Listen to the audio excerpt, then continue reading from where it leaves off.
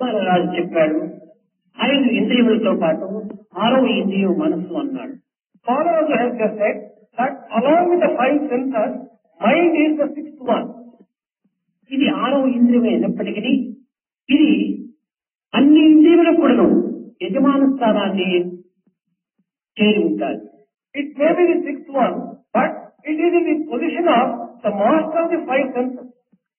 ఈ మనస్సే లేకుండా ఏ ఇంద్రియము కానీ అనగా కర్మేంద్రియం కానీ జ్ఞానేంద్రియం కానీ తమ తమ పనులు తాము చేయలేవు. If there is no mind, these 10 sense organs, be they the motor organs or the sensory organs, they would not be able to function. అన్ని ఇంద్రియములు ఎందుకు మనస్సు ఒక ప్రావాహిక సత్యమై ఉంటుండాలి. For all these senses, mind is in the nature of a pravahika truth. అంతర్జ్ఞానమై ఉంటుండాలి. It is a part and parcel of its inner life. మీరు ఇక్కడ ఉంటున్నారు. You are here. ఈ కన్నులు ఇక్కడనే ఉంటున్నవి. Your eyes are concentrating here. ఈ చెవులు కూడా ఇక్కడే ఉంటున్నవి. Your ears are also here. కానీ ఈ మనసు ఏమైనా కూడాను ఈ గ్రామంలోకి వెళ్ళి ఈ గ్రామం యొక్క సమాచారం చింతిస్తూ ఉండినప్పుడు ఈ చెవులు ఇక్కడ ఉండినప్పటికీ స్వామి ఏం చెప్పాడో మీరు వినలేదు. But if your mind were to go to your own village to find out something over there, although you are here, you would not be able to hear anything which Swami is telling. ప్రక్కన ఉన్నటువంటి వ్యక్తిని గురించి ప్రశ్నిస్తాం, స్వామి ఏం చెప్పాడు, నా మనసు ఇక్కడ లేకపోయింది అంటాం. You would question the neighbor, what did Swami say? My mind was not here. కారణమేమి? మనసు లేకపోవటం చేత ఈ చెవులు ఉండినప్పటికీ నీవు వినలేకుండా పోతున్నావు. What is the reason for you are not hearing it? Although your ears are here, as your mind was away, you are not able to hear what Swami said. నీ మనసు ఇక్కడ లేకుండా ఉండినప్పుడు నీ కన్నులు ఉండినప్పటికీ ప్రక్కన ఎవరు కూర్చున్నారో నీకు కనిపించదు. If your mind is not here, even if your eyes are here, you would not be aware of who your neighbor is. కనుకనే ఇంద్రియములకు మనస్సు అధిపతి అనటం లోపల ఇదే దాని యొక్క ఉన్నటువంటి అంతరార్థం. The inner significance of describing mind as the master sense organ is this. మనసు స్తంభించినదంటే ఇంద్రియములు ఏ పని కూడా చేయలేదు. If mind is in the position of stillness, the sense organ will not. అయినా సర్వేంద్రియములు కూడాను మనస్సుకు ఆధీనమై ఉంటున్నాయి. All the sense organs are subservient to mind. అయితే ఈ మనస్సుకు 2 రూపములు ఉంటున్నాయి. Mind has 2 forms. ఒకటి మలిన మనస్సు, రెండవది శుద్ధ మనస్సు. One is the mind which is impure, the other one is a pure mind. మనస్సు ఇంద్రియములకు లోబడినప్పుడు ఇది మలిన మనస్సు అవుతుంది. When mind is subservient to the sense organ, it is impure. ఇది బుద్ధికి ఆధీనమైనప్పుడు ఇది శుద్ధ మనస్సు అవుతుంది. When it is subservient to intelligence, it will be a pure mind. ఇది ఒకటి సహజమైనటువంటి స్వభావం, దీని తెలుపు. The nature of this particular kerchief is whiteness, it is very natural to it. దీనిని ఉపయోగించుకోవటం వల్ల ఇది మలినమైపోతుంది. On account of use of this kerchief, it acquires dust. అప్పుడు దీనిని మలిన వస్త్రము అంటాం. Then you describe it as a dirty cloth. దీనిని దోబికి వేసినప్పుడు ఈ మలినమును తీసివేస్తాడు. When you give it to washman, he cleans it. అప్పుడు దీనిని పరిశుద్ధమైనటువంటి వస్త్రంగా మనము భావిస్తున్నాము. Then you will be considering that as a clean cloth. మలిన వస్త్రము పరిశుద్ధ వస్త్రము ఒక్కటే. The dirty cloth and clean cloth, they are the same. మలినము చేరటం చేత ఇది మాలిన్యమైనటువంటి యొక్క అశుద్ధ వస్త్రం అంటాము. The same cloth, on account of acquiring that, you call it, describe it as a dirty cloth. దీనిని పరిశుద్ధము చేసినప్పుడు ఇది పవిత్రమైనటువంటి పరిశుద్ధమైనటువంటి వస్త్రం అంటారు. Once the same cloth is purified and clean, you describe it as a pure and a clean cloth. ఇంద్రియముల యొక్క అశుద్ధమును చేర్చుకొనటం చేత మనసు ఇది అశుద్ధ మనసుగా రూపొందుతున్నాడు. When the mind absorbs the impurity of the sense organ, it is described as an impure mind. ఇది చాకలి వాడు ఈ మలినము తీసివేసుకుని వచ్చాడు. The washwoman has cleaned the dirt off. కానీ మనం అంటున్నాము చాకలి దీనిని పరిశుద్ధం చేసుకుని వచ్చాడు అనగా తెల్లని చేసుకుని వచ్చాడు అంటాం. We describe that the washwoman has given very white. చాకలి దీనిని తెలుపు చేయలేదు, ఇది మలినం చేశాడు కానీ తెలుపు దీని స్వభావమే. He has not made it white. Whiteness is natural feature of this particular kerchief. He has only removed it. ఇక్కడ ఇక్కడ చిత్తమన్నను మనసన్నను ఒక మనం అర్థాన్ని గుర్తించాలి. We'll have to understand the meaning of these two words, chittamu and manas. ఇంద్రియములతో సంపర్కము లేక మాలిన్యంలో చేర్చుకోలేకుంటున్నటువంటిదే చిత్తం. If the mind is not absorbing the dust and the impurity of the sense organ, it is described as అనంగా అనేక సంకల్ప వికల్పములతో కూడినటువంటి యొక్క సంపర్కంతో చేరినటువంటి ఇదే ఈ మనసు. mind consists of full of thoughts. సంకల్ప వికల్పాత్మకం మనః అన్నారు. Mind is being described as a process of thinking and that thinking process. మననానికి మనః అన్నారు. One which thinks is described as mind. కనుక మనసు యొక్క తత్వము ఒక ప్రత్యేకమైనటువంటి యొక్క స్వరూపాన్ని ధరించినటువంటిది కాదు. The nature of mind is that it does not have a specific form. కనుక ఈ మనస్తత్వమును మానవత్వం పైన మరచినప్పుడు ఈ యొక్క అశుద్ధమైనటువంటి యొక్క ఇంద్రియం యొక్క బాధలు కొంతవరకు తప్పించుకున్న వాళ్ళు అవుతాం. If you turn your mind into thought, you will be able to free it from the troubles of the sense organs and sorrow. కనుక మనస్సు యొక్క తత్వాన్ని క్రమక్రమేణా ఈ మాలిన్యం నుంచి దూరము గావించుకున్నటకు తగిన ప్రయత్నం చేయాలి. Therefore, we will have to make an effort to turn our mind away from the sense organs. దీనిని ధ్యానమని చెప్తూ వచ్చారు, దీనిని యోగమని కూడా చెప్తూ వచ్చారు. This has been described as jnana, meditation, yoga and union.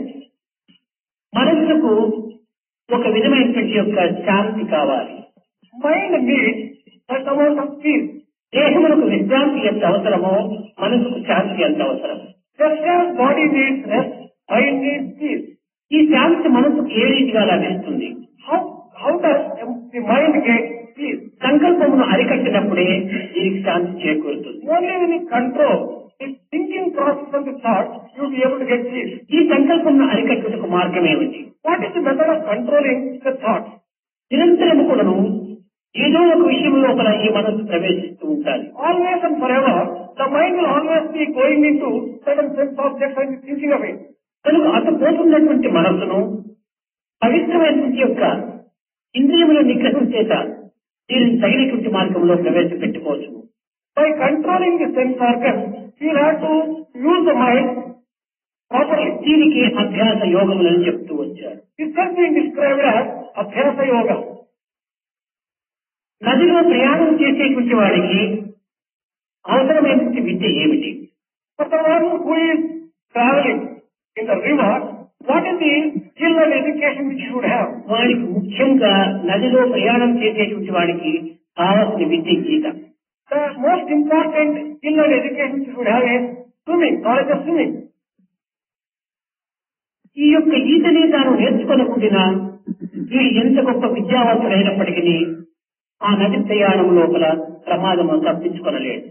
If he is going on a river, if he does not know swimming, however educated he may be otherwise, he is always running the risk of getting అనేక drowned. పర్యాలు దీని గురించి ఒక కథ చెప్తూ వచ్చారు. A number of times Swami has just told a story to illustrate this. కానీ కొత్త పిల్లలు ఉండటం చేత మరి ఆ కథను కూడా నేను తూరి హెచ్చరిస్తాను. And there are quite a few new boys, the same story will be repeated again. ఒక గొప్ప పండితుడు ఏదో ఒక వేద పరిషత్ నిమిత్తమై నదిని దాటి అవతలి ఒడ్డుకు వెళ్ళడానికి పడవనెక్కాడు. A particular great scholar wanted to cross the river to attend an important meeting. ప్రవాహం యొక్క ఒత్తిడి, గాలి ఒత్తిడి విరుద్ధంగా ఉండటం చేత ఈ ప్రయాణం కొంచెం ఆలస్యంగా జరుగుతూ ఉంటుంది. The breeze and the river were flowing in the opposite direction, and therefore there was a little slowness in the travel. ఈ పండితులకంతా కూడాను శాస్త్రములు అనేక విధములుగా శ్లోకములు వధించడం చేత వారికి ఎప్పుడు కూడా ఏదో ఒకటి మాట్లాడుతూ ఉండటం అలవాటు. These pandits are used to the habit of talking because they go on repeating this slogan and they have read the scripture. వేదములు వెళ్ళి వేసుకోవటం వల్ల అది ఒక వారికి అలవాటు. Repeating and chanting Vedams inside the mind sometimes, it is almost a habit with them. పడవ నడిపేటువంటి వాడు కేవలం ఏ విధమైన మాటలు లేకుండా నిశ్శబ్దంగా తన లక్ష్యాన్ని తాను పెట్టుకుని పడవను నడుపుతున్నాడు. The boatman was ferrying the boat in the river. మాట మాట్లాడటానికి మరొక వ్యక్తి లేడు. This Pandit who was traveling in that, he did not have anyone else to speak with. అప్పుడు ఈ పడవవానితో మాట్లాడాడు. ఏమిటయ్యా నీకేమైనా చదువు తెలుసునా అన్నాడు. Then he began conversation with the boatman. నాకేమి తెలుసు స్వామి వారు అన్నాడు. Do you know reading and writing? He said, I do not know. మరే పిచ్చివాడా, ఈ కాలం లోపల చదువు తెలియకుండా పోతే ప్రయోజనం ఏమిటి? పల్లెలోన ప్రభుత్వం అనేటువంటిది ఒక చదువు పాఠశాలను నిర్మిస్తుండాలి. కనుక నీవు కొన్ని అక్షరజ్ఞానమైనా తెలుసుకుంటుందా అన్నాడు. You seem to be quite a strange person. These days, in every village, government is establishing schools. At least you should know a little of reading and writing. ఏదో పొద్దుకోవడం కోసమని ఆ పడవవానితో మాట్లాడుతూ వస్తున్నాడు. Just to spend time and to while away time, this Pandit began speaking to the boatman. మరి నీకు సంగీతం ఏమైనా కూడా తెలుసునా అన్నాడు. Then he put the next question, do you know music? నాకు అది కూడా తెలియదు స్వామి అన్నాడు. He confessed, Swami, I do not know even that. మరి పిచ్చివాడా, కావలసిన వీధి సినిమాలంతా ఉంటున్నాయి, లౌడ్ స్పీకర్స్ అంతా పెట్టి పాడుతుంటారు. నీకు ఈ విధంగా సంగీతం తెలియకపోతే ట్రాన్సిస్టర్ అయినా ఒకటి పక్కన పెట్టుకొని ఉండకూడదా అన్నాడు.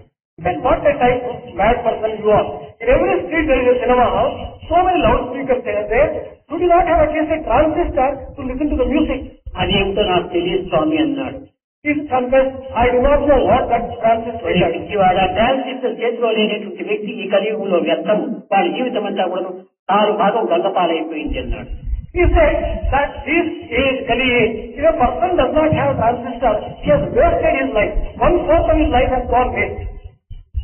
అదే ఏమైనా నీ దగ్గర ఏమైనా న్యూస్ పేపర్ ఏమైనా ఉందా అన్నాడు. He put another question, do you have newspaper with you? నాకు చదివే రాదు, ఆ పేపర్తో నాకేం పని స్వామి అన్నాడు. I do not have education at all. What is the use of having a newspaper, Swami? చదువు లేకపోయినా కానీ ఈనాటి వ్యక్తి ఒక న్యూస్ పేపర్ సంఖ్యలో పెట్టుకొని తిరగాలి. అది కలియుగం యొక్క ప్రభావం. ఆ విధమైనటువంటి అభ్యాసమే లేకపోతే ఈ యొక్క జీవితం అర్ధ భాగం గంగపాలు అన్నాడు. It is fashion to have the newspaper with you, even if you do not know education. This is what is just being done everywhere else. If you do not have the newspaper, you have wasted half of your life. మరి కొంచెం దూరం పోయిన తర్వాత, అరే బాబు నీ దగ్గర గంట ఉందా, ఎంత గంట అయింది అన్నాడు. After going a little while, then he asked, do you have watch? Can you tell me the time? నాకు చదివే రాకపోతే గంట కట్టుకొని నేనేం చేస్తున్నా బాబు, నా దగ్గర గడియారం లేదు అన్నాడు. When I do not know education, when you do not have education itself, what is the use of my having watch? గంట తెలియకపోయినా కానీ ప్లాస్టిక్ గడియారమైనా ఒక చేతికి కట్టుకోవాలా, అది ఈనాటి యొక్క ఫ్యాషన్ అన్నాడు. Even if you are not able to give the time, you should have at least a plastic watch. This is another fashion of the day. అది లేకపోతే నీకు 3 భాగాలు గంగపాలు అన్నాడు. If you do not have a watch also, 3/4 of your life is a total waste. ఈలో మన పెద్ద గాలి వచ్చింది. Meanwhile, there was a big gale. పడవ అటు ఇటు తిరుగుతూ ఉండాలి. The boat began swinging both sides. సుడిగాలి ప్రారంభమైంది. There was a cyclone. ఈ యొక్క గంగ నిండుగా పారుతుండాలి. The river was in full flood. దీని యొక్క హద్దు తప్పిపోయింది. The boatman lost control. హద్దు తప్పిపోవటం చేత, స్వామి మీకేమైనా ఈత ఏమైనా వచ్చినా అన్నాడు. As he lost control over the boat, he asked the question, Swami, do you know swimming? అయితే మీ జీవితం పూర్తి గంగపాలు అన్నాడు. He said, I do not know. Then he replied, there is a total waste. Your life is... నీటిలో ప్రయాణం చేసేటువంటి వ్యక్తికి ఈత ముఖ్యం, కానీ ఈ జాగ్రఫీ, ఈ ఫిలాసఫీ, ఈ యొక్క ఫిజిక్స్, కెమిస్ట్రీ, బాటనీ, ఈ యొక్క విద్యలు ఏమాత్రమో పనికి రావాలి. For a person who is traveling in the ocean, one should know swimming. Knowledge of geography, philosophy, physics, chemistry and commerce, they are not useful. నిత్య జీవితం లోపల సంసార సాగంలో ప్రయాణం చేసేటువంటి వానికి ఆత్మ నిగ్రహం. In the daily life, the one who is traveling, making a journey in the ocean of ఆత్మ జ్ఞానం అత్యవసరం. one should have the knowledge of Atma. అనగా నిత్యానిత్య విషయ పరిశీలన శక్తి ప్రధానం. It is important to have the power of discrimination. ఈ విధమైనటువంటి శక్తియే లేక ఉండినా మానవుడు ఏమాత్రం కూడాను తన యొక్క జీవితమును సార్థకం గావించుకోలేడు. If one does not have the capacity in this life, he will not be able to find any fulfillment in life. కేవలం ధనకనక వస్తువు అనాదులపైన ఆధారపడినంత కాలము ఇతనికి ఏమాత్రము సుఖశాంతులు ఉండవు. So long as he bases his life on wealth, property and such other worldly things, he would not be able to derive real pleasure and joy. మానవుడు సాధించవలసినటువంటివి రెండు.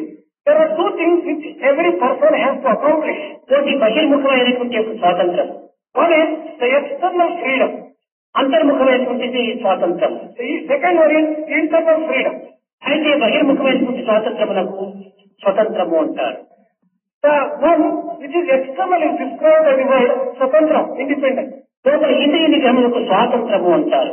The inner control of the senses and freedom of the inner side. స్వతంత్రము స్వాతంత్రము రెండింటి యొక్క విషయమును తాను సాధించాలి. Swatantramu is one type of freedom. Swatantramu is another type of freedom.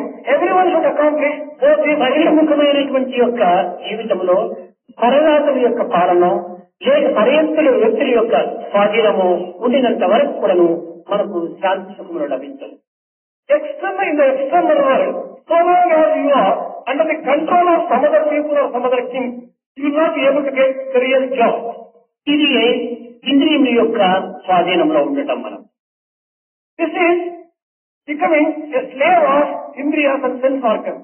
ఈ ఇంద్రియముల స్వాధీనంలో ఉండినంత కాలం కూడాను మనకు స్వతంత్రము మనం పొందలేము. As long as you are under the control of sense organs, you do not really enjoy the real freedom. ఈ బహిర్ముఖమైనటువంటి జీవితములకు ఇంద్రియ నిగ్రహము అత్యవసరం. For the external freedom also, the control of sense organs is important. అంతర్సంబంధమైనటువంటి యొక్క జ్ఞానములకు మానసిక స్వాతంత్రం అత్యవసరం. For getting established and becoming a master of the inner world, you would have అనగా మనోసంకల్పముల నుండి దూరం కావటం. control of mind. అప్పుడే సర్వవ్యాప్య నారాయణ అన్నట్టు బహిర్ముఖమందు కానీ అంతర్ముఖమందు కానీ ఆనందాన్ని మనము సుఖాన్ని అనుభవించవచ్చు. Only then one will be able to get a real joy either externally or internally and be able to see the Lord all over. కనుక మానవత్వములకు ఏది ప్రధానము అనేటువంటి సత్యాన్ని మనం గుర్తించాలి. We have to identify what is the most important thing for humanity. మనం ఎన్ని విధములైనటువంటి సుఖముల కోసమో మనం ప్రాకులాడుతున్నాం. We will be hankering after different types of joys and pleasures. సుఖము సుఖము సుఖమని ఉచ్చరిస్తున్నాము. We go on uttering the word Sukhamu Sukhamu, which means happiness, happiness. ఈ సుఖము అనేటువంటిది దేంట్లో మనకు లభిస్తుంది అనేటువంటి విషయాన్ని మనం వెతకటం లేదు, విచారించటం లేదు. We are not making any effort to find out and search where does this real happiness lies. కనుక అర్జున, నీవు కేవలము నీ యొక్క నిత్య జీవితంలో ఏదో శాంతిని పొందాలని ప్రార్థిస్తున్నావు. Arjuna, you are deluding yourself that you want to get some kind of peace and happiness in the ఈ శాంతి కేవలము విషయేంద్రియములతో నీకు లభించదు. in the daily life. You will not be able to get real joy in enjoying the sense objects.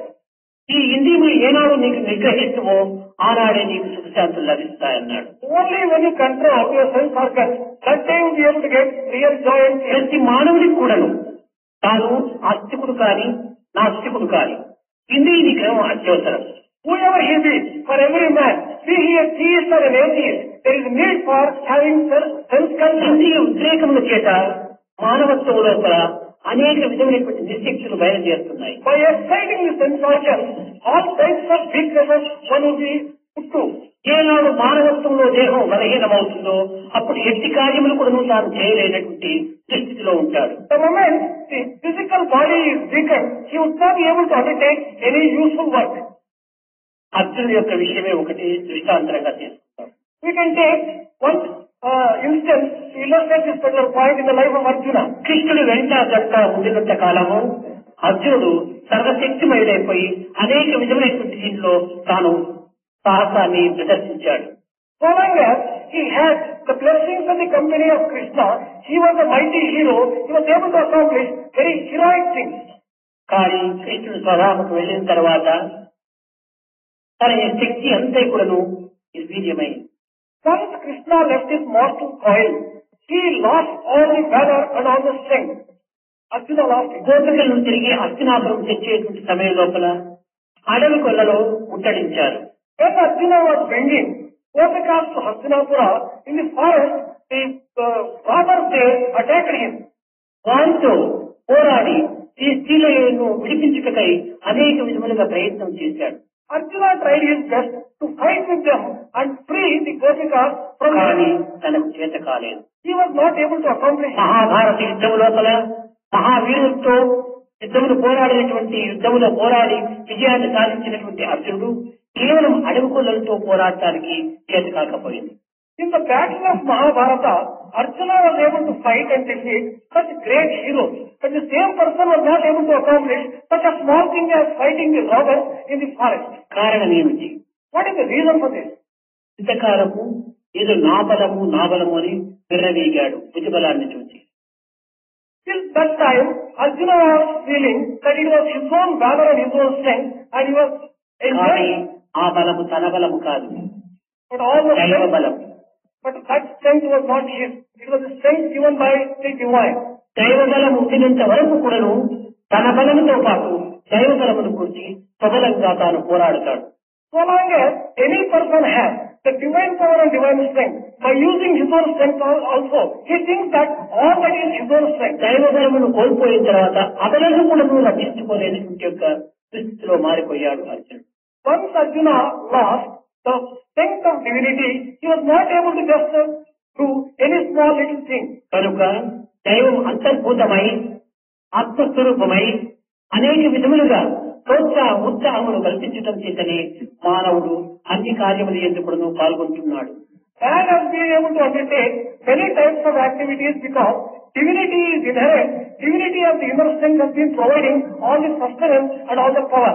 నిజముగా ఆ దైవశక్తియే లేకుండా మానవుడు ఏమాత్రం కూడాను కించిత్ కార్యము కూడాను సాధించలేడు. Without the divine power and strength, man would not be able to accomplish even a small little task. దీనికి ఒక చిన్న ఉదాహరణ. One small example for this. మనము ఒక మంచి కాగితము తీసి చక్కగా కవరు చేసి అంటించి పెట్టాము. We have made a beautiful cover out of a paper. దీనిని స్వామికి రాయాలని చెప్పని మంచిగా అక్షరములు చాలా గుండ్రంగా రంగుల యొక్క పెన్నులతో రాసి పెట్టావు. You have written the address of Swami to write a letter to Swami in a beautiful way with beautiful letter and color. ఈ యొక్క కవర్ పైన కూడాను అనేక నకిలీలుగా చక్కగా అందమైనటువంటి బార్డర్స్ అంతా రాసి దానికి సిద్ధం చేశావు. This cover was decorated with beautiful colors and designs. అందులో రాసినటువంటి జాబును కవర్ లో పెట్టావు. You have inserted the letter inside the cover. అంటించినావు, పోస్ట్ వేశావు. You have pasted it and posted. కానీ అది చేరలేదు స్వామికి. But it did not reach Swami. కారణం ఏమిటి? What is the reason for this? ఈ యొక్క అలంకారములు, ఈ యొక్క అక్షరముల యొక్క అందములు దీనికి ప్రధానం కాదు. స్టాంప్ లేదు దానిపైన. The reason is that it did not have stamp. All your decorations and beautiful handwriting is not going to make that particular letter reach Swami. కేవలం హాస్టల్లో రాసినటువంటి జాబ్ కూడాను ప్రశాంతి బియ్యానికి చేరలేకపోతున్నారు. Even a letter which is dropped in the hostel, it has not reached Prashant. అదే stamp పేగిన ఉంటుంటే ప్రశాంతి ఏం కాదు, 1000 మైళ్ళ దూరమైన కూడా వెళ్ళిపోతుంది ప్రయాణం చేస్తుంది. If only it has the stamp, it is prepared to travel even 1000 miles. ఈ పోస్ట్ డిపార్ట్మెంట్ వాళ్ళు ఈ నకిలీలు, ఈ కవర్లు, ఈ యొక్క అందమైనటువంటి అక్షరములు, ఈ యొక్క అలంకారములు వారు చూడరు. The postal department people are not going to see the type of cover, all the beauty and all the decoration, all the neat handwriting and all that he is not going to pay attention to. కేవలం stamp ఉందా లేదా చూస్తారు. He looks into only one thing, whether this particular cover bears the stamp or not. అదే విధముగానే దైవత్వం లోపల మన యొక్క పాండిత్యము కానీ, మన యొక్క శాస్త్రము కానీ, మన యొక్క శక్తి సామర్థ్యములు కానీ, మన ప్రావీణ్యత కానీ లోక సంబంధమైనటువంటి యొక్క సమాజములు గుర్తించవచ్చుని కానీ దైవం మాత్రము ఈ నిర్మలమైనటువంటి చిత్తాన్ని మాత్రమే గుర్తిస్తాడు. In the same way, God only recognizes the purity of our heart. He doesn't care for all the scholarship, all the accomplishment, all the position, all the wealth. It is only one which will recognize this, but not the Lord, not God. కనుక మనము ఏ యొక్క subject లోపల ఎంత PhD తీసుకున్నాము, ఏ subject లోపల ఎంతటి ప్రవీణులైనాము అని మన కొలతను మనం వేసుకున్నంత మాత్రం ఉన్న ప్రయోజనం. There is no use in our only just having a number of degrees, a number of PhDs and high scholarship in the subject. మనం ఈ విద్యా విధానం లోపల మనం నిత్య జీవితంలో ఉంచేటువంటివి ఏవి? In this system of education which you are having, what are the things which we practice in every day? నిత్య జీవితం లోపల సత్యమైనటువంటి మార్గమును అవలంబించినటువంటివి మాత్రమే మన వెంట చెంట ఉంటాయి. Only such things which you practice in daily life, in the nature of truth and honesty, they will be coming with us always. ఆగొన్న వాని ఆకలి తీరున పంచపక్షముల పాకము విన. If only you just show the different types of delicious food, will a hungry man get satisfied? నిరుపేద వాణి పేదరికంపు పోవున విత్త ప్రభావము విన్నయంత. The moment a poor man hears about wealth, will his poverty be removed? రోగపీడితుల వారి ఔషధ మహిమకు విన్నయంత రోగము నివారణ కాగలదా? Would the disease of a person, an unhealthy person, would it go the moment he hears about the medicine? కనుక మనము భగవద్గీత యొక్క ప్రభావం వినంత మాత్రమున లేక మరి యొక్క శాస్త్ర పఠనం యొక్క అర్థాన్ని శ్రవణం చేసినంత మాత్రమున మన యొక్క సాధన యందు శాంతి సుఖములు లభ్యం కావు. By merely listening to the greatness and the great truths of Bhagavad Gita and various scriptures, we would not be able to derive విన్నటువంటి విషయములను మీరు గుర్తించినటువంటి యొక్క మార్గమును ఒకటి రెండైనా మీరు ఆచరణలో పెట్టినప్పుడే దీనికి సార్థకం అవుతుంది. the teachings which are heard and the things which are recognized by us, at least one or two things when we practice, we would be able to derive. అన్నింటికి మూల కారణము ఇంద్రియ నిగ్రహం. The most important crucial thing for all these things is control of senses. Arjuna, నీ ఇంద్రియములే నీ స్వాధీనంలో లేకపోయినప్పుడు ఇంక నీవు ఈ జగత్తులో దేనిని నీవు సాధించగలవు? Arjuna, if you do not have control over your own sense organs, what is it that you are going to accomplish in this world? ప్రహ్లాదుడు కూడా చెప్పాడు, అనేక పర్యాయం నేను చెప్తాను. లోకములన్నీ గడియలోన జయించిన వాడు ఇంద్రియాలోకం చిత్తము గెలవలేరు. మహారాజా, నీవు అన్ని రాజ్యములు కూడా జయించావు, కానీ ఈ రాజ్యాన్ని నువ్వు సాధించలేదు. Prahlada has told his father, this father has just said a number of times, that, oh king, oh the emperor, you have been able to conquer so many worlds, but you have not been able to conquer yourself. మానసిక సామ్రాజ్యములు సాధించలేనటువంటి యొక్క మానవులకు మాధవత్వం యొక్క మాధుర్యం ఏ రీతిగా చూడగలరు? If a person has not conquered his own mind, how would he be able to taste the nectarine sweetness of divinity? కనుక ఇందులో మనము మొట్టమొదటి గుర్తించవలసింది ఏమిటంటే, అందరి యందు ఉండినటువంటి ఆత్మతత్వం ఒక్కటి అనేటువంటి సత్యాన్ని మొట్టమొదట విచారణ ద్వారా గుర్తించాలి. The most important thing in the very first instance which you have to recognize is that the same principle of Atman is existing and installed in every heart and in every person. సూర్యుడు సమస్త లోకములకు ఒక్కొక్కడైందా? ఒక సూర్యుడే ఒక్కొక్క లోకానికి ఒక్కొక్క సూర్యుడిగా ఉంటాడా? ఉన్నది ఒకే సూర్యుడే. The sun is only one for all the people. He will not be different suns for different worlds as such. There is only one sun. కొన్ని మట్టి కుండలు ఉంటాయి, There are some earthen pots. కొన్ని పిత్తారి కుండలు ఉంటాయి, There are some metal vessels, brass vessels. కొన్ని వెండి కుండలు ఉంటాయి, There are some silver vessels. ఇంకా రాగి కుండలు ఉంటాయి. There are some copper vessels. అన్నింటి యందు నీరు పోసి పెట్టాము. They have filled all these vessels with వేల water. కుండలు ఉంటున్నాయి ఇక్కడ, There are thousands of vessels here. కానీ ఒక సూర్యుడే వెలుస్తున్నాడు పైన. But there is only one sun who is shining above. అన్ని కుండల యందు కూడాను అన్ని సూర్యుడిగా కనిపిస్తున్నాడు. You are finding as if there are so many suns reflected in so అయితే many vessels. అన్ని సూర్యులు ఉంటున్నారా? But are you having so many suns? కుండలు వేరు కావటం చేత సూర్యుడు అనేకంగా మనకు కనిపిస్తున్నట్టుగా తోస్తుంది. As the vessels are different, the reflections are many. Therefore, you are thinking that there are so many suns. ఈ యొక్క ప్రతిబింబమైనటువంటి సూర్యుడి యొక్క విలువ ఒక్కటే, The reflected sun is only one. కానీ ఈ కుండల విలువలు వేరువేరుగా ఉండొచ్చును.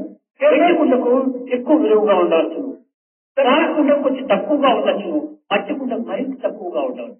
The value of the vessels may be different. A silver vessel may be very costly and expensive, and the copper may be much less, and the earthen may be still much less. కనుకనే పండితుల మొదలు పామరుల వరకు, కూటిపేట మొదలు కోటీశ్వరుడు వరకు ఈ కుండల వ్యత్యాసం ఉంటుండొచ్చును, కానీ అన్నింటి ఎందుకు ప్రతిబింబించేటువంటి యొక్క సూర్యతత్వం ఒక్కటే అనే సత్యాన్ని గుర్తించాలి. In the same way, right from a scholar to an ignorant man, right from a very wealthy man to a very poor man. The bodies may be different, but the reflected Atman, the resident of this body is one and the కనుక మన same. దేహములు అనేటువంటి పాఠములు ప్రత్యేకంగా మనకు ఉండవచ్చు.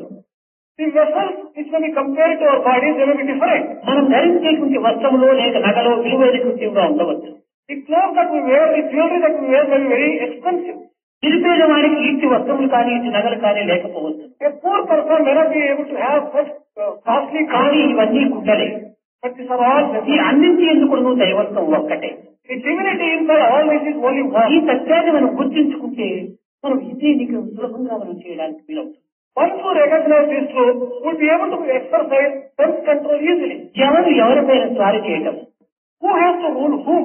ఎవరు ఎవరిపైన అధికారం సాధించడం, Who has to exercise power and authority over తప్పులు whom? ప్రతి వ్యక్తి ఎందుకు కూడా ఉంటుంటాయి. Defects and faults lie in అయితే every మన person. కర్తవ్యాన్ని మాత్రం మనం But we'll have to discharge our duties and by recognizing the duties. తప్పు చేసినటువంటి వారికి కేవలం మంచి మాటలతో దాన్ని సవరించే కోసము దాన్ని ఖండించడము నీ యొక్క కర్తవ్యం. If a person has committed any mistake, it might be your duty to show it and to criticize that particular thing only from the point of view of correcting ఇక్కడ it. అజ్ఞానం అనేటువంటి దట్టముగా కప్పుకొని ఉంటుంటాయి. Ignorance is very thick and it is covering. ఈ దట్టమైనటువంటి అజ్ఞానాన్ని కొంచెం తగ్గించడానికి ఏ విధమైనటువంటి ప్రయత్నం చేసినా సాధ్యం కాదు.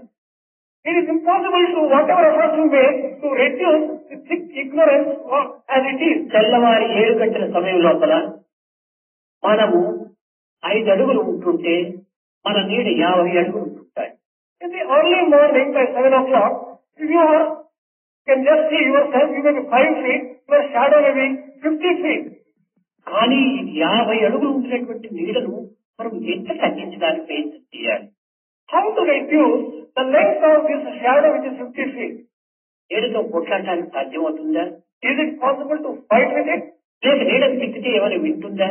Suppose you criticize and admonish it, would it listen to ఏం you? చేసినా ఈ నీడ తగ్గదు. Whatever you do, the length of the shadow will not come down. సూర్యుడు పెరుగుతూ వస్తే నీడ తగ్గుతూ వస్తుంది. As the sun goes on rising, the length of the shadow goes on diminishing automatically. ఇది ఈ సూర్యుడు పెరిగి పెరిగి పెరిగి పెరిగి ఈ శిరస్సు దగ్గరికి వచ్చేటప్పటికి ఈ నీడ కూడా నీకు అంతర్ధానమై ఈ పాదం కింద పడిపోతుంది. Once the sun goes on rising, once it occupies the position of the head, the shadow comes down your feet automatically. కనుక నీవు 5 అడుగులు ఉంటున్నా గానీ నీ అజ్ఞానం 50 అడుగులు ఉంటుండాలి. You may be 5 feet, but your ignorance is 50 feet long. కనుక నీ బుద్ధి క్రిందములు అనేటువంటి విచారణ శక్తి అనేటువంటి సూర్యుడు పెరగాలి. Therefore, you have to develop the question of inquiry so that the wisdom will grow. ఇది జ్ఞానసూర్యుడు పెరిగే కొలది ఈ అజ్ఞానమైనటువంటి నీడ తగ్గుతూ వస్తుంది. So long and so far, this wisdom sun goes on rising, ignorance goes on diminishing. అప్పుడే నీ అజ్ఞానము నిర్మూలమవుతుంది. Then only your ignorance will be totally destroyed. ఇది ఒక మార్గం. This is one method. రెండవది ఏమిటంటే ఈ నీడ 50 అడుగులు ఉంటుండాలి. The second method is that your shadow is 50 feet. ఈ నీడను వెనుక వెయ్యాలని నీడ వైపునే నీ ముఖం చెప్పి పరిగెత్తుతుంటే అది నీకంటే ముందుగానే పరిగెత్తిపోతుంటాలి. If you want to just conquer this shadow and if you come towards the shadow and keep running, కనుక ఈ నీడను నీవు ఎంత విధములుగా ప్రయత్నం చేసినప్పటికీ దీనిని నీవు వెనుక వెయ్యలేదు. you would not be able to just put it behind you by running that way. అయితే ఈ ముఖం నీడ వైపు లేకుండా సూర్యుని వైపు తిరిగివంటే చెప్పకుండా నీ నీడ నీ వెనుక అయిపోతుంది. Instead of turning your face towards the shadow, suppose you turn your face towards the sun, your shadow will be behind you. కనుక నీ ఎందు ఉంటున్నటువంటి అజ్ఞానంలో నిరంతరము నీవు చింతించేదానికంటే జ్ఞానభాస్కరుని చింతించు. ఈ అజ్ఞానం నీకు చెప్పకనే వెనుక వైపు. Therefore, instead of thinking ignorance which is behind you always, it is better to think of the sun of wisdom so that automatically you will be able to conquer it. కృష్ణునైనా దైవం పైన మరచాలి. Therefore, one method is turn your vision towards God. బుద్ధితో జ్ఞానమైనా అభివృద్ధి పరచుకోవాలి. With intelligence, increase your wisdom. ఈ రెండూ లేకపోతే మన అజ్ఞానం ఉన్న చోటే ఉంది. If you have neither of these two, your ignorance కనుకనే will. అర్జున నీ జ్ఞానం నీవు అభివృద్ధి పరచుకో. Therefore, Arjuna, you increase your wisdom. నీ అజ్ఞానం నశిస్తుంది. your ignorance will get అజ్ఞానం destroyed. నశించే సమయానికి ద్వంద్వంతో మాయమైపోతుంది. The moment ignorance is destroyed, this duality will vanish. ద్వంద్వమే మతమాయమైనప్పుడు రాగద్వేషం ఏమాత్రము ఉండవు. Once duality goes, your attachment and hatred will disappear. రాగద్వేషములు లేనప్పుడు దేహభ్రాంతి పోతుంది. If your attachment and hatred, if they disappear, then your body. దేహభ్రాంతి పోయినప్పుడు దుఃఖమే ఉండదు. If there is no body consciousness, there will be no sorrow. కనుక దేహాభిమానం పోవాలంటే నీకు మొట్టమొదటి రాగద్వేషములు పోవాలి. If you want to overcome the body consciousness, your attachment ఈ రాగద్వేషం పోవాలంటే ఈ ద్వంద్వత్వాన్ని ధ్వంసం చేయాలి. if you attachment and hatred should go, the duality should be destroyed. ఈ ద్వంద్వత్వాన్ని ధ్వంసం చేయాలంటే అజ్ఞానం నిర్మూలం కావాలి. To destroy duality, ignorance of this. అజ్ఞానం నిర్మూలం కావాలంటే జ్ఞానాన్ని పెంచుకోవాలి. If you want to reduce ignorance, you have to. కనుక ఈ జ్ఞానాదేవత కైవల్యం అన్నాడు. Therefore, it is said only through wisdom will be able to reach the ultimate. కనుక ఎట్టి జ్ఞానాన్ని మనం పెంచుకోవాలి. What type of wisdom should we develop? లౌకిక జ్ఞానమా, ఆధ్యాత్మిక జ్ఞానం? Is it secular and worldly, or is it? మన యందు మనకు ఎంతంత ఆస్తిత్వం అనేటువంటి పైన నమ్మకం ఉంటుంటాదో అప్పుడే దైవత్వం పైన కూడాను అంత ఆస్తిత్వం పైన నమ్మకం వస్తుంది. Only when we are having self-confidence in us, we have confidence in the Lord. తనను తాను నమ్మనటువంటి వాడే దైవాన్ని నమ్మడు. Only that person who does not believe in himself will not believe in God. తనను తాను నమ్మినటువంటి వాడే దైవాన్ని నమ్ముతాడు. The person who has faith in himself will have faith in God. కనుక తనను తాను నమ్మటకై ఈ యొక్క విచారణ శక్తి అత్యవసరం. To believe in oneself, there is need for this inquiry. ఎందుకంటే ప్రతి విషయంలో కూడా చిన్న చిన్న విషయంగా పిల్లలకు అర్థమవుతుందని నేను మరొకరు చెప్తున్నాను. For making things very clear to the children, Swami is repeating about the thing again. తెల్లవారి వనరు రాత్రి పరుగునంత వరకు కూడాను ప్రతి విషయంలో కూడాను నాది నేను నాను నేను నాది నేను అని అనుకుంటున్నాం. Right from the moment a person gets up in the morning till he goes to bed in the night, one goes on telling myself and mine. నేను నేను అని అంటున్నాడు కానీ నేను ఎవరు అనేటువంటి దాన్ని విచారణ చేస్తున్నాడు. One goes on using this word I. But does he know who that I is? ఇది నా దేహం, This is my body. ఇది నా బుద్ధి, This is my intelligence. ఇది నా చిత్తము, This is my system. నా ఇంద్రియములు, These are my ఇది senses. నా అంతఃకరణ This is my antakarana. అంటున్నావు. బట్ రామై నేనెవరు అనేటువంటి దాన్ని వేసుకోవటం లేదు. You are repeating those things, but you are not asking the question, who are you? Who am I? ఇలాంటి వాడు ఎన్ని విద్యలు తెలిస్తే కానీ ఏమి ప్రయోజనం? Such a person, whatever education he acquires, what is the use? ఎన్ని విద్యలు నేర్చి ఏమి ఫలం? Whatever types of education one may accomplish, what is the తన use? నసతగా తప్పించే ఎవరి తరము? Who can remove what is written on his forehead? మందపుత్రులు తనతలు చేరనేని Bad thoughts, if they were to enter into one's head, బెండుబారుడు బుద్ధులు బండబారు. all his thinking will become dull and null. కనుకనే ఇది నా వస్త్రం అంటే వస్త్రం వేరు నేను వేరు. If you say that this is my kerchief is different and I am different. అదే విధంగానే నా దేహం అంటే దేహం వేరు నీవు వేరు. అక్కడ విచారించి నీవెవరు?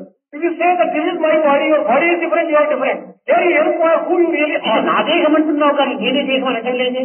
You are telling that this is your body, you are not telling that your body. కనుక నీవెవరు అనేటువంటి విచారణ చేస్తే ఇది అన్నింటికి నీకు ఒక యజమాని స్థానంలో ఉంటాడు. నీవు If only you inquire who you really are, that you really are occupying the ఆ master యజమానుడు place. ఉంచినప్పుడే నా భూమి నా ఇల్లు నా కారు నా ఇది అని అనుకుంటున్నాం. యజమానుడు లేకపోతే నా ఇల్లు నా కారు నా భూమి ఎక్కడ ఉంది? Only when there is master, there is some meaning in telling this is my body, this is my life, this is my property, etc. If there is no master who owns it, what is the use of అతను it? మారేవాడు కాదు, Master is not undergoing any change. అతను కదిలేవాడు కాదు, He doesn't change. అతను వదిలేవాడు కాదు. He would not leave you. కనుకని అతి దివ్యత్వమైనటువంటి ఆత్మతత్వాన్ని విచారణ ద్వారా గుర్తించాడు. Therefore, you have to just find out and recognize such divinity through inquiry. కనుక ప్రతి మానవునికి కూడాను 3 భాగములు విచారణ, 1 భాగం సాధన. For every person, 3/4 is inquiry and 1/4 is sadhana. ఈ 4 ద్వారానే మానవత్వం సార్థకమవుతుంది. Only through these 4, కనుక కాయాన్ని వ్యర్థము చేయక, కాయాన్ని నిరర్థకం గావించుకొనక, మనం కర్మలను సార్థకం గావించుకున్నప్పుడే జన్మం కూడాను పవిత్రమవుతుంది. only by using the time properly, by sanctifying one action, by sanctifying one's body, one would be able to reach the goal. కనుక సమస్త దుఃఖములకు మూల కారణము ఇంద్రియముల యొక్క బలహీనతని. The most important reason for all the sorrows is the weakness of the senses. ఇవి బలముగా ఉంచుకొని తగిన కార్యంలో ప్రవేశించి చేసి దీనిని ఎడమార్గం పట్టించకుండా చూసుకునేటువంటి విషయంలో మనము దీన్ని నిగ్రహించుకోవాలి. Keep the senses strong, but make them enter into the right path and have a complete. భగవద్గీతలో ఇంద్రియ నిగ్రహం అన్నారు కానీ ఇంద్రియ నిర్మూలనం లేదు. In Bhagavad Gita it has been said that control of senses, not destruction of senses. కర్మ త్యాగం అని చెప్పలేదు, కర్మ ఫలత్యాగం అన్నాడు. Here it is not said renunciation of action, but renunciation of fruit of కనుక action. భగవద్గీతలో చెప్పిందని మనం కర్మలు చేయకుండా ఉండడానికి వీలు కాదు, కర్మ చేసి తీరాలి. Therefore we cannot just renounce our action, we have to perform our A action. ఫలితం లేకపోయినా నేనేం చేస్తున్నాను, మమే మార్గాస్తి కర్తవ్యం శ్లోకేషించిన మానవాప్త మయాప్తవ్యం భక్తి ఏవతి కర్మని. నేనే నాకు ఏ ఫలితం లేకపోయినా కర్మ చేస్తున్నాను, నీవెందుకు చేయకూడదు. Although there is no need for performing any particular work by the Lord, He is doing it. Why has not you? కనుక మనము అన్ని కర్మలు చేయవలసింది. Therefore we will have to do all our అన్ని duties. ఇంద్రియములను ఉపయోగం పెట్టుకోవాల్సింది. We have to use all the senses. అయితే మాత్ర అని చెప్పినట్టుగా ఏ పరిమితిలోనూ ఏ కొలతలోనూ దీన్ని ప్రవేశపెట్టుకోవాలి. But by using the senses within limits, for the purpose meant, we will have to use it. దీన్ని ఎడమార్గం పట్టించకుండా ఇంద్రియాన్ని ఉపయోగించుకోమని చెప్పారు. We should not put it to the wrong use and use the senses in the proper way. This is what is said. ఇదే భగవద్గీత యొక్క ప్రధానమైన సందేశం. This is the primary message of Bhagavad Gita.